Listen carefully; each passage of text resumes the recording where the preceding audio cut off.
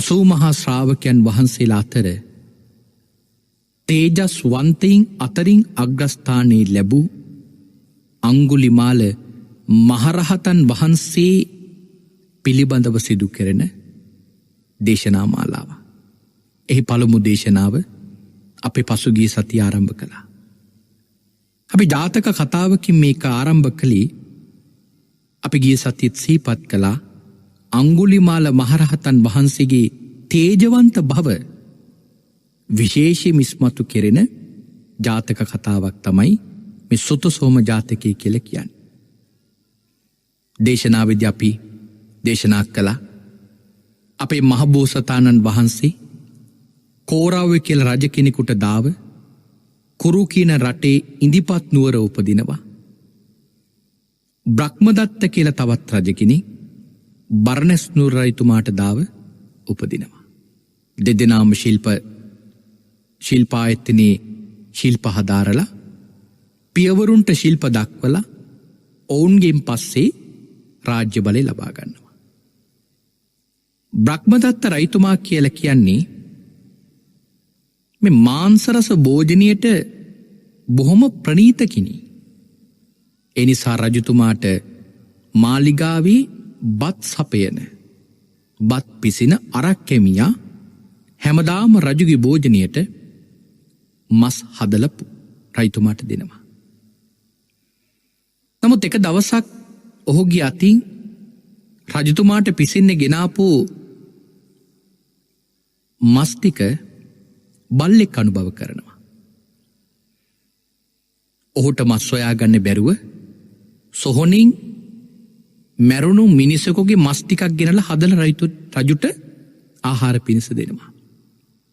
පෙර භවයක යක්ෂාත්ම භාවයක ඉපදිලා හිටපු මේ රජතුමා මිනිමස් අනුභව කරලා තිබිච්ච පුරුද්ද නිසා මේ ජීවිතේ දිව අග මස් කැබැල්ල තැවරෙනකොටම සද්දහසක් රසනහර පිනා ගිහිල්ලා රජතුමාට මාංශරසෙට තාමැල්මක් ඇති වුණා. ඒ වෙලාවේ අරක්කැමියගෙන් දැනගන්නවා මේක මිනිමස් කියලා.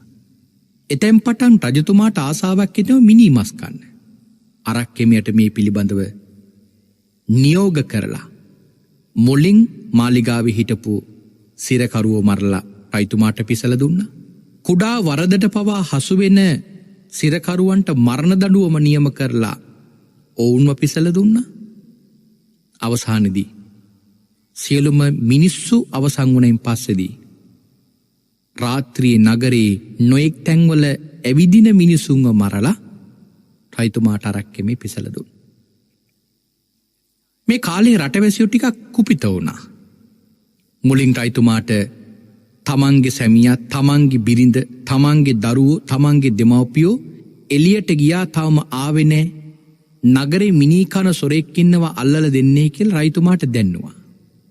නමුත් රජතුමා කරුණ හරියටම දන්න නිසා ජනතාවගේ හඬට ඒ තරම් ඇහුම්කන් දුන්නේ නැහැ. ඊළඟට දෙවෙනි වර රජතුමාගේ සේනාධිපතිවරයෙක් වන කාලහස්ති කියන සේනාධිපතිතුමාට මහ ජනතාව ගිහිල්ලා මේ කාරණාව දැන්නුවා.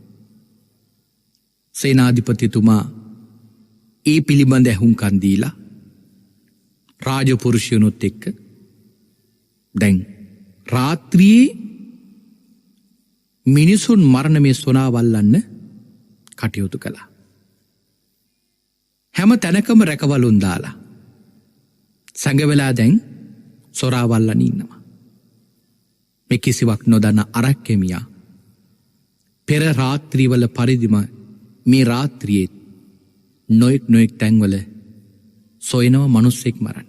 එක්තරා කාන්තාවක් රාත්‍රී ගමන් කරනකොට ඇයෝ මරලා මස් කපලා එක පෙට්ටියකට මේ මස් ටික දාගන්නවා.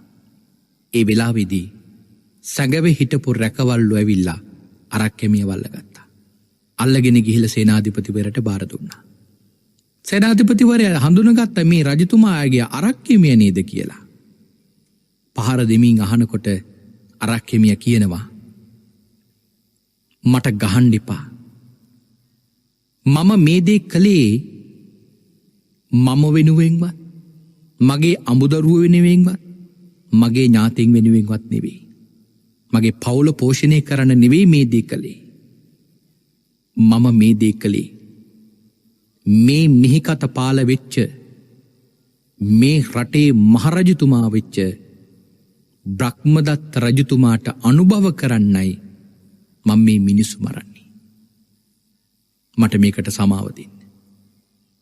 හැබැයි සේනාධිපතිවරයා මුලින් මේ කතාව පිළිගත්තේ නෑ.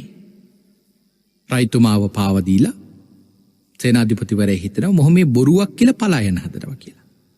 නමුත් ඔහු කියනවා ස්වාමීනි මා කියන්නේ මුසාවක් නම් ඔබ මේ පිළිබඳ හොයලා බලන්න. සේනාධිපතිවරයා අහනවා හොඳයි ඔබට පුළුවන් ද මේක රජතුමා ඉදිරිපිට මේ කතාව කියන්න. මම ඔබ වෙහිට රජතුමාගේ ළඟට කරගෙන යනවා. ඔබට පුළුවන් ද රජතුමා ඉදිරි මේ කතාව මේ විදිහටම කියන්න. අරක්කේ මේකඟ වුණා. හොඳයි. ඔබතුමාව මාව රකින්නවනම් මම අනිවාර්යයෙන්ම රජතුමාගේ ඉදිරිපිටට ගිහිලි මේ කතාව කියන්න. මම ඒකට බය වෙන්නේ. සේනාධිපතිවරයා අරක්කෙමගේ මේ අභීත වචනේ අහලා හිතනවා මෙන්න සැබෑවක්ම වෙන්නේ නැති. නමුත් එදා රාත්‍රියේ උදෑසන වෙනකම් ඔහුව ගැට ගහලා තියලා පහෝදා උදෑසනම මාලිගාවට ඔහුව බැඳගෙන අරගෙන යනවා. රජතුමත් රාත්‍රී අරක්කැමියා මස් අරගෙන එනකම් බලන් ඉඳලා බැරිම තැන නිින්දට ගිහිල්ලා උදෑසන අවදි වුණා. අවදි වෙලා බලනකොට ශබ්දයක් එනවා මාලිගාව එළියෙන්.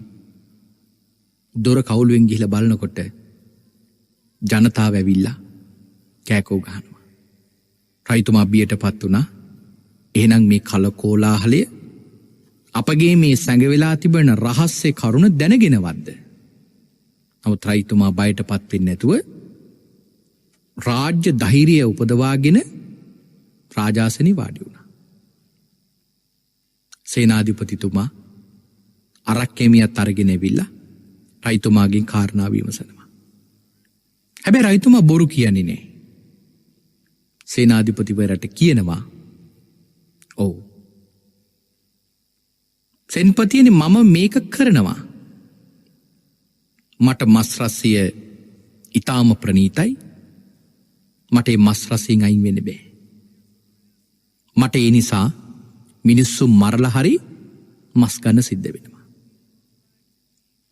සේනාධිපතිවරයා රජතුමාට අවවාද කරනවා මහරජ ඔබවත් නැසෙනවා. ඔබගේ පරම්පරාවත් නැසෙනවා මේ කාර්යයෙන්. මහරජ ඔබගේ මේ තණ්හාව පාලනය කරගෙන මිනි මස් කන එකෙන් වළකින්න. නමුත් රජතුමා මිනි මස් කෑමට අධික ආශාව නිසා රජතුමා කියනවා මාව නැසුණත් මගේ මේ ආසාව නම් මට නැති කරගන්න බෑ. සේනාධිපතිතුමනි මට මිනි මස් කන එක නතර කරන්න බෑ. ඒ වෙලාවේ සේනාධිපතිවරයා රජතුමාට උදාහරණ කතාවක් කියනවා. සමහර කාරණාවල් උදාහරණකින් විසඳන්න පුළුවන්. උදාහරණ කතාවකින් ප්‍රඥාව උපදවන්න පුළුවන්. ඒ නිසා සේනාධිපතිවරයා රජතුමාට කතාවක් කියනවා. මහරජ මම ඔබට උපමාවක් කියන්න. මහරජ එක්තරා කලෙක මේ මහා සමුද්‍රී හිටියා විශාල මත්ස්‍යයෝ. ඒ මත්ස්‍යයෝ අතර ආනන්දය, තිමින්දය, අජ්ජාරෝහය කියලා යොදුන් 500ක් දිග මත්ස්‍යෝ වර්ගයක් ඉඳලා තියෙනවා. පිටත් එහෙම මත්ස්‍යෝ මේ මහ මුහුදේ ඉන්නවා. හැබැයි මේ කාරණාවල් විද්‍යාත්මකව තහවුරු කරගෙන නැති නිසා අද බොහෝ දෙනෙක් මේ කාරණාව නොපිළිගන්න පුළුවන්. නමුත් පින්වත්නි එවැනි මත්ස්‍යෝ මේ මහ මුහුදේ ජීවත් වෙනවා. ගැඹුරු මුහුදේ ජීවත් වෙනවා. අපේ ධර්මයේ බොහෝ තැන්වල මේ මත්ස්‍යෝ පිළිබඳ කතා කරලා තියෙනවා. ඉතින් කියන මේ මත්ස්‍යෝ 3 දෙනාගේ දිග යොදුන් 500යි. ඊළඟට තිමිය, තිමිංගලය, තිමිර පිංගලය කියලා තවත් මත්ස්‍යෝ 3 දෙනෙක් ඉඳලා තියෙනවා. ඒ මත්ස්‍යෝ යොදුන් 1000ක් විශාලයි. ඒ මත්ස්‍යෝ යොදුන් 1000ක් විශාලයි. මේ මත්ස්‍යෝ 6 දෙනා අතරින් ආනන්දය කියන මේ මත්ස්‍යයා මහා සමුද්‍ර එක්තරා කොනක හුදකලාව වාසය කරනවා. තනිවමයි ඉන්නේ. මත්ස්‍යෝ අතර ටිකක් වැඩිහිටි මත්ස්‍යයෙක්. මේ මත්ස්‍යයන්ගේ ආහාරය තමයි පින්වත්නි සෙවල.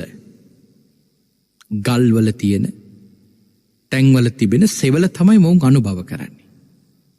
මත්ස්‍යෝ වගේ සතුන් අනුභව කරලා මොවුන් ජීවත් වෙන්නේ නැහැ. දවසක් මේ මත්ස්‍යෝ එකට එකතු වෙච්ච වෙලාවෙදී එක්තරා කතාවක් වෙනවා. ලෝකේ බොහෝ සත්වයෝ ගත්තොත් ඕනම සත්ව වංශයකට ඉන්නව නායකයෙක්. හැම සත්ව කොට්ටාසයකටම නායකයෙක් ඉන්නවා. අපිත් අතීතයේ එහෙම නායකයෝ ඉඳලා තියෙනවා. මත්ස්‍යයන්ට අධිපති රජෙක් එහෙම ඉඳලා තියෙනවා. නමුත් දැන් අපිට එහෙම රජෙක් නැහැ. රජෙක් හිටියනම් අපට ඉතාම පහසුයි ඒ රජතුමාට අපට පුළුවන් උපස්ථාන කරන්න. රජතුමාට පුළුවන් අපිව රැක බලා ගන්න. මාළයෝ මේ ටික මේ විදිහට කතා වෙලා අවසානයේදී ඔක්කොම ඒකමත්තිකව තීරණය කරලා යෝජනා කරා. එහෙනම් අපි අපට සුදුසු නායකයෙක් අපි පත් කරගමු. දැන් ඔන්න කොම කතා වෙලා මත්ස්‍ය යෝජනා කළා. එහෙනම් අපි අපේ නායකයා හැටියට අපි පත් කරගමු ආනන්ද මත්ස්‍යව. හැම කෙනාම එකඟ වුණා. කවුරුත් විරුද්ධ වුණේ නැහැ. දැන් එතෙන් පටන් ආනන්ද මත්ස්‍යයා තමයි මේ මත්ස්‍යයන් අතර නායකයා. දැන් අනිත් මත්ස්‍යෝ කණ්ඩායම් වශයෙන් බෙදිලා මේ ආනන්ද මත්ස්‍යයට උපස්ථානයේ පිණිස එනවා. දැන් මේ ආනන්ද මත්ස්‍යයත් බඩගිනි වෙලාවට ගිහිල්ලා මේ දියසෙවිල් අනුභව කරනවා. එක දවසක් එහෙම අනුභව කරගෙන යනකොට මත්ස්‍යයට දියසෙවිල් කැබැල්ලක් කියලා හිතිලා එක මත්ස්‍යෙක් ඉබේට අනුභව වෙනවා. හිතල මුවට දාගන්නේ නෑ දියසෙවිල් කැබැල්ලක් කියලා මුවට ගන්නව. නමුත් මොහොතේ ජීවත් වෙච්ච මත්ස්‍යයෙක්. මේ වෙලාවේ රස නහර පිනා ගියා මේ රසයට. තමන්ගේ මුළු ශරීරයම ෂණයෙන් සතුටට පත්වෙච්ච නිසා මුවට ගත්තු දියසෙවිල් කැබැල්ලේ කියලා හිතලා ගත්තු මාළුවා එළියට දානවා. මත්ස්‍ය දැනගත්තා තමන්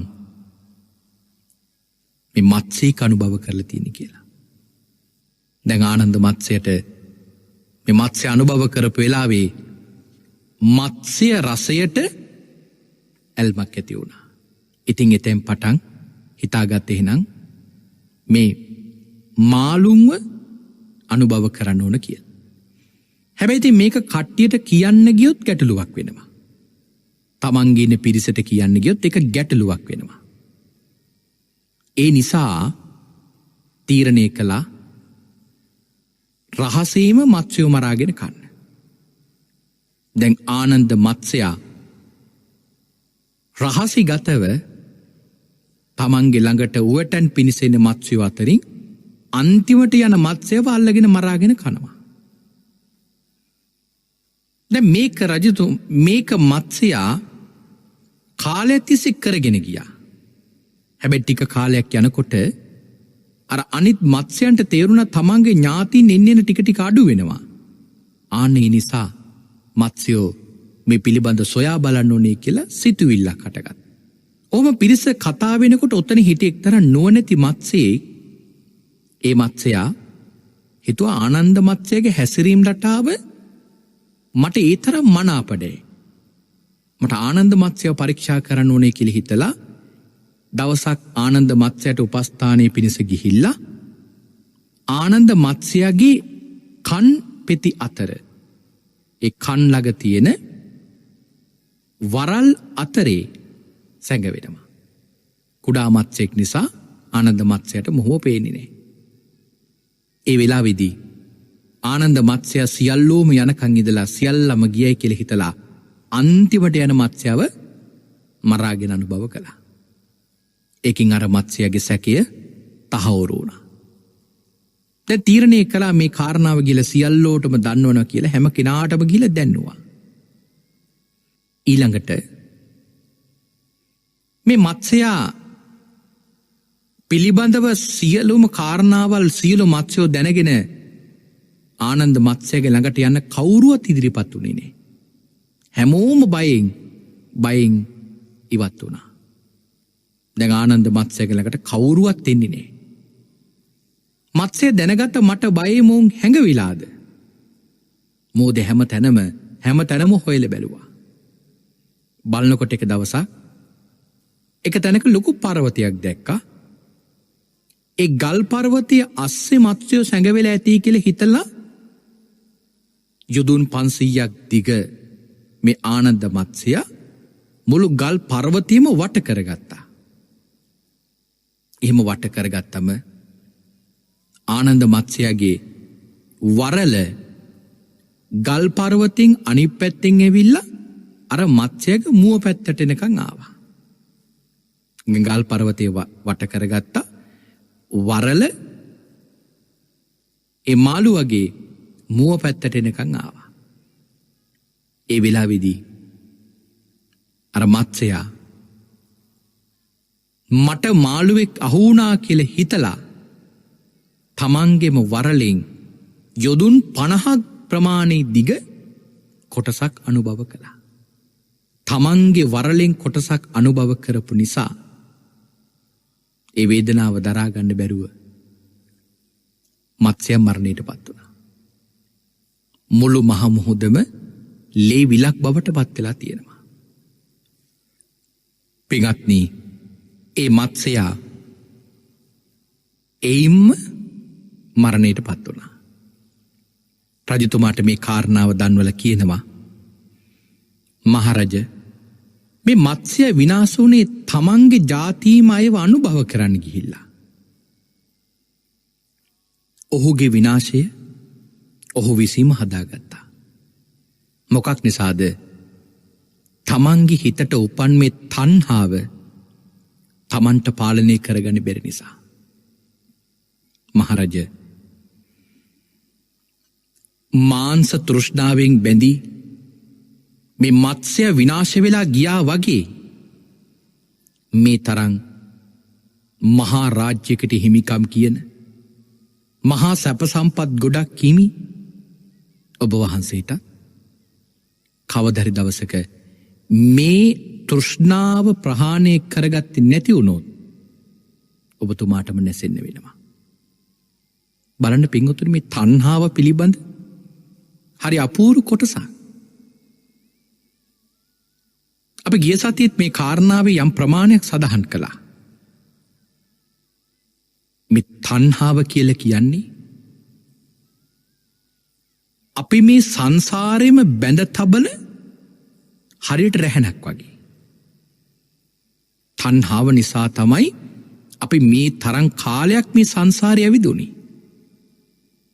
අතීත පංචස්කන්ධය පිළිබඳ තණ්හාවෙන් අල්ලගත්තා. අනාගතයේ පංචස්කන්ධයත් අපි තණ්හාවෙන් අල්ලගන්නවා. වර්තමානයේ පංචස්කන්ධයත් අපි තණ්හාවෙන් අල්ලගන්නවා.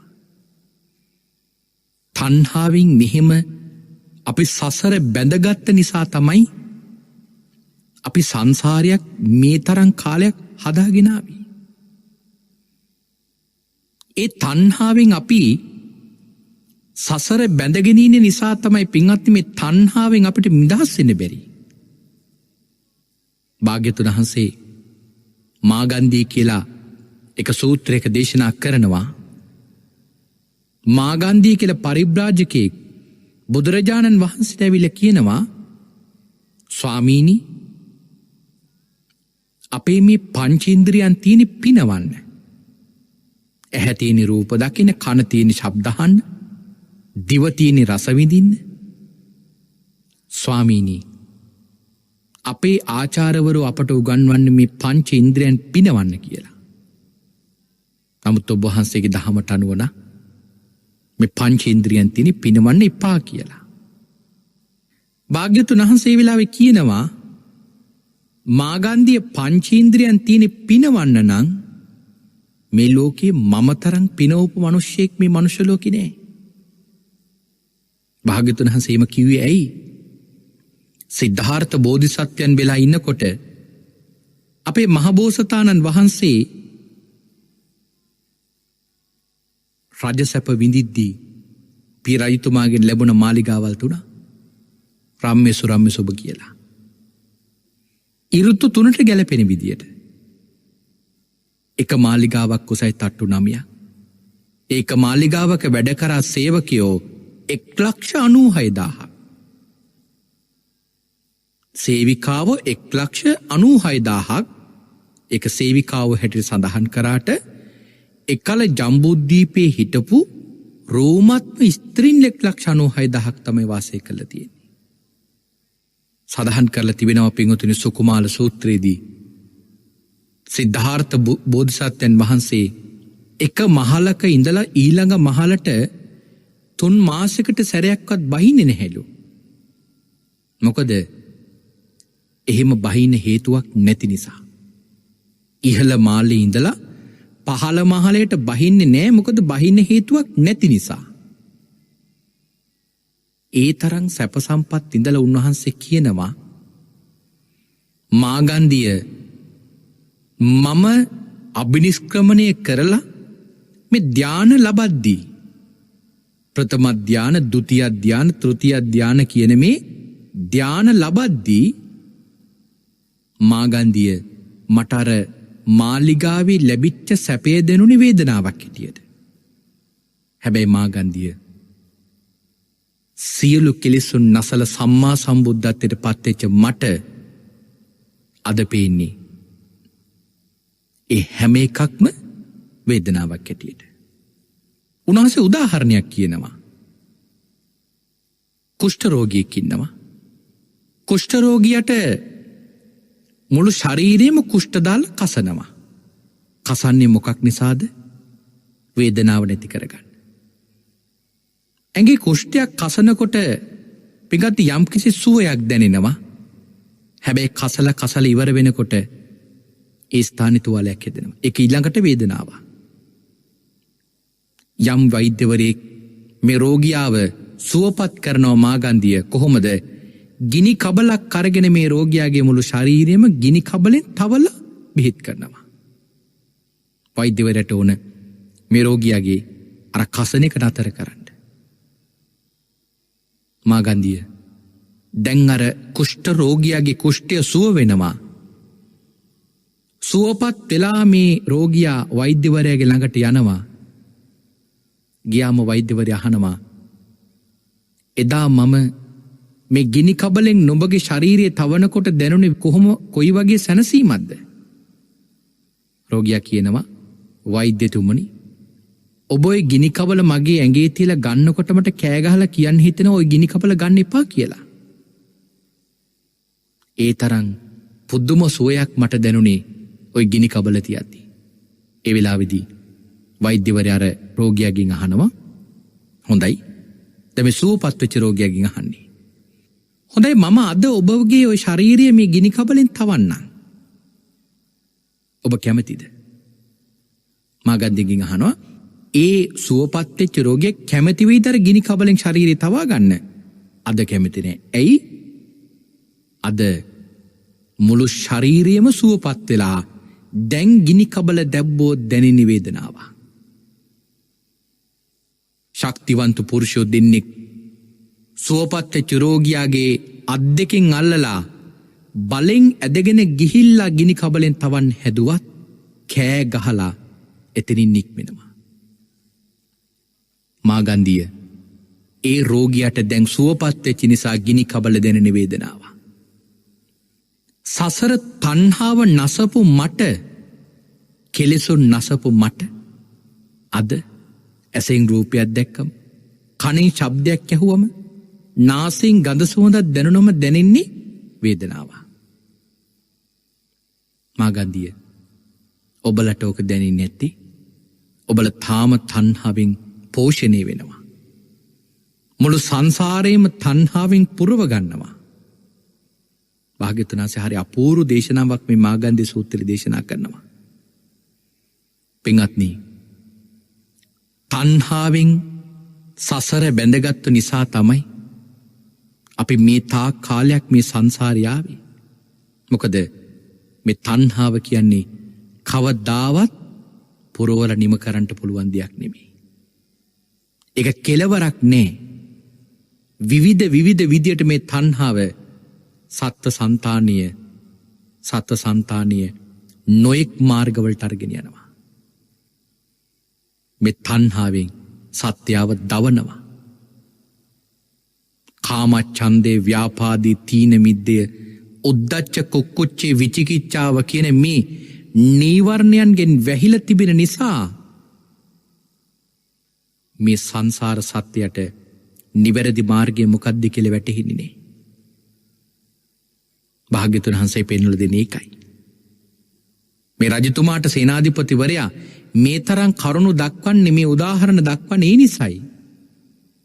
පින්වත්නි, වර්තමානයේ මොනතරම් උදාහරණ වට තියෙනවද? තණ්හාව නිසා, කෙලෙස් ධර්මයන් වලින් හිත පාලනය කරගන්න බැරි වෙච්ච නිසා මිනිසුන්ට ජීවිතේ ලෞකික අලාභ කොච්චර වෙලා තියෙනවද? උසස් ආයතනයේ රැකියාවක් කරන ඒ නිලධාරි තමන්ට හොඳ වැටුපක් ලැබෙනවා.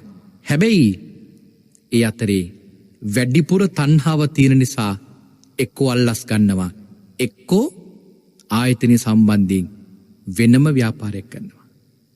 තණ්හාව වැඩි නිසා. හැබැයි ඒක වෙලාවකට අහු වෙනවා.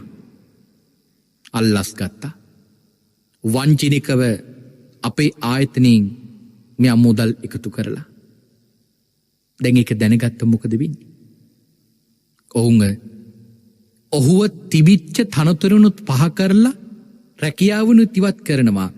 අවසානයේදී ලොකු මුදලකුත් දඩ වශයෙන් ගෙවලා සිරගත වෙන්නත් වෙනවා. ඇයි ඒ? අර තණ්හාව පාලනය කරගන්න බැරි වෙච්ච නිසා. අපේ හිතට පින්වත්නි මේ කෙලෙස් හිත බලවත් වෙන්නෙම මේ තෘෂ්ණාධික බව නිසා. යම් වරදක් කරනකොට ඒ වරදින් නිදහස් වෙන්න බැරි තරමටම හිත ඇලිලා තියෙන්නේ ඒක තණ්හාවෙන් අපි අල්ලගෙන ඉන්න නිසා. මද්ද්‍රව්‍ය පාවිච්චි කරන අය මද්ද්‍රව්‍ය වලින් ඉවත් වෙන්න බැරි ඇයි? තණ්හාවෙන් ඒකට ඇලිලා තියෙන නිසා. ඒක හරි භයානකයි, අති භයානකයි. මේ තරම් මහා රාජ්‍යයකට අධිපතිකම් කියපු සියලු සැපයන් විඳින මේ රජතුමාට දැන් මේ දෙයින් ඉවත් වෙන්න බෑ. සේනාධිපතිතුමා ඒක දක්වන්නේ උදාහරණ කතාවක් කියනවා. මත්ස්‍යයාගේ අභාවය වුණා වගේ මහරජ ඔබටත් මේකෙන් නැසෙන්නයි වෙන්නේ. තණ්හාවෙන් හිත අල්ලගෙන ඉන්න, හිත වෙහෙසට පත් කරගෙන ඉන්නේ මේ රජතුමාට මේ කතාවෙන් ප්‍රයෝජනයක් තියෙවිද? ප්‍රයෝජනයක් නැහැ. රජතුමත් සේනාධිපතිතුමාට උදාහරණයක් කියනවා. නුඹ පමණක් නෙවෙයි සේනාධිපති, මමත් උදාහරණ දන්නවා. මේ මස් රසයෙන් මට ඉවත් වෙන්න බෑ. එහෙම වුණොත් මට නැසෙන්නයි වෙන්නේ. උදාහරණයක් කියන්නම් මම මේ විදියට. දැන් මේ සේනාධිපතිවරයාවත් මේකට කැමති කරගන්න රජතුමා මේ උත්සාහයක් දරන්නේ. තමන් මිනිමස් කන එක සාධාරණීය බව දක්වන්න. රජතුමා කියනවා සේනාධිපතිතුමනි, පෙර කලික සුජාත කියලා එක්තරා කුල පුත්‍රයෙක් හිටියා. මේ ධනවත් සිටු පුත්‍රයාට හිටියා එක පුතෙක්. දරුවෝ ඉතා කුඩයි. හිමාලයේ හිටියා තාපසවරු 500 දෙනෙක්.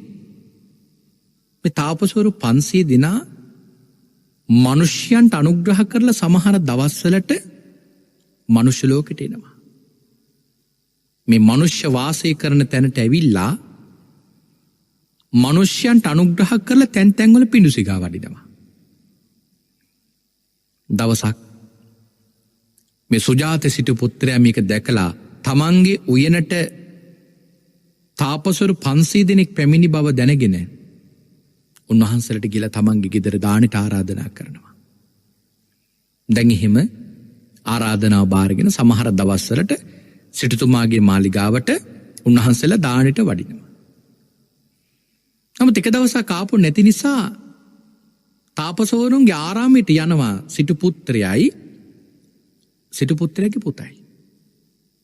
ඒ යන දවසේ තාපසවරු හිමාලයෙන් අරගෙන ආපු දඹ කියලා එක්තරා ඵලයක් අනුභව කරනවා. ඊටාම ප්‍රණීත උසස් රසයක් තියෙන ඵලයක් අනුභව කරනවා. දැන් තාපසවරු මේක අනුභව කරනවා දකින්නවා සිටුවරයාගේ පුතා. පුතා ඇවිටිලි කරනවා මේ දඹ ගෙඩියක් Tamanටත් ඕන කියලා. කුඩා දරුවෝ කොහොමත් එහෙමනේ. Taman දන්නේ නැහැ මේ තාපසවරු කියලා. Tamanට ඒක මට්ටම වැටෙන්නේ නැහැ. සමහර දරුවෝ සමහරලාට දානෙ ගෙවල් වලට ගියහමත් එහෙම කරදර කරනවනේ. හාමුදුරුවන්ට දාන්නට ගෙනාපු දේවල් වලින් සමහර දරුවෝ ඉල්ල ගන්න හදනවා. ඒ වගේ දැන් මේ ළමයාත් අර තාපසවරුන් අනුභව කරන දඹ ගෙඩියක් ඉල්ලනවා. සිටු පුත්‍රයාට කරදර කරනකොට එක තාපසවරේ එක දඹ ගෙඩියක් දෙනවා. දිවග තබපු මේ ළමයාට ඒ රස දරා ගන්න බැරි වෙනවා. පුදුම රසයක් මෝට දැනුනි. මුළු ශරීරයම සතුටින් පිනා ගියා. දැන් එතෙන් ඉඳලා සිටු පුත්‍රයාට වද කරනවා දඹ ගෙඩි ඉල්ලලා. සිටු පුත්‍රයා ළමයාත් අරගෙන සිටු නිවසට ගියා. දැන් මේ සිටු පුත්‍රයාට නිදහසක් නැහැ දඹ ගෙඩි ඉල්ලලා. සාමාන්‍යයෙන් තාපසවරු ගොඩක් කාලවල වලට හිමාල පර්වතයට වඩිනවා. කාලෙන් කාලෙට හිමාල පර්වතයට උන්වහන්සේලා වඩිනවා. ආරාමේ උන්වහන්සේලා වැඩි ඉන්නේ නැහැ. දැන් මේ සුජාත සිටු පුත්‍රයා තමන්ගේ දරුවව අඬනකින් බේරගන්න බැරි තැන ළමයවත් අරගෙන තාපසවරුන්ගේ ආරාමයට යනවා. එදා තාපසවරු හිමාල පර්වතයට වැඩම කළා. තාපසවරු නැති බව පුත්‍රයාට පෙනුවා. ඒත් පුත්‍රයාගේ ඇඬිල්ල නතර කරන්නේ නැහැ.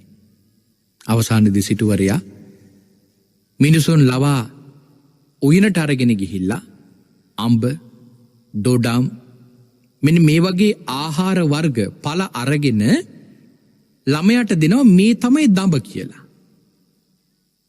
ළමයේ කරගෙන අනුභව කරනවා. දඹ රසය හොඳින් දන්න නිසා ළමයා ඒක ප්‍රතික්ෂේප කරනවා.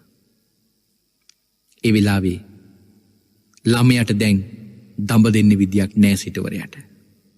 දින 7ක් එක දිගට निराहारව හිටියා. දින 7කට පස්සේ निराहारව හිටපු මේ ළමයා මරණයටපත් වුණා. රජතුමා මේ කතාව උදාහරණ කතාව දක්වලා කියනවා සේනාධිපති මේ සුජාත සිටු පුත්‍රයාගේ ළමයා තඹ නැතුව මැරුණ වගේ මස් රසයට ඇලිච්ච මට මේ මිනි මස් මට නැති වුණොත් මට මරණය තමයි උරුම වෙන්නේ. මට කොහොමත් නැසෙන්න වෙනවා. මට මේ රසයෙන් අයින් වෙන්න බෑ. දැන් සිටු පුත්‍රයාට සේනාධිපතිවරයාට රජතුමා එහෙම කරුණු දක්වලා උත්සාහ කත්තා කොහොම හරි රජතුමාවත් සේනාධිපතිවරයාවත් රජතුමාගේ පැත්තට නම්ම ගන්න. නමුත් ඒකට ඉඩක් ලැබුණේ නැහැ. මොකද රජතුමා මේ වෙනකොට තණ්හාවෙන් හිත අල්ලගෙන. තණ්හාවෙන් පිරිච්ච හිතක් තියෙන නිසා රජතුමා එකෙන් මිදෙන්න බැරි වෙනවා. ඊළඟට රජතුමාව ආයමත් උදාහරණ කතාවක් කියලා මේ සේනාධිපතිවරයා උත්සාහ ගන්නවා රජතුමාගේ මේ හිතේ උපන් ආශාව කොහොම හරි නැති කරවන්නට ඕන කියලා. අපි ඒ කාරණාව අදට කාල වේලාව අවසන් වෙලා තිබෙන නිසා ලබන සතියේදී සාකච්ඡා කරමු. සේනාධිපතිවරයා කොහොමද උත්සාහ ගන්නේ රජතුමාගේ මේ මිනී මස්වලට තිබෙන තණ්හාව නැති කරන ආකාරය. අපි බලමු ඉදිරියේදී කතාවේ රජතුමාට මේකෙන් අයින් වෙන්න පුළුවන් වේද? එමත් නැත්තම් රජතුමාට මේකෙන් නැසෙන්න වේද? කුමක් වේද කියලා අපි ලබන සති දේශනාවේදී සාකච්ඡා කරමු.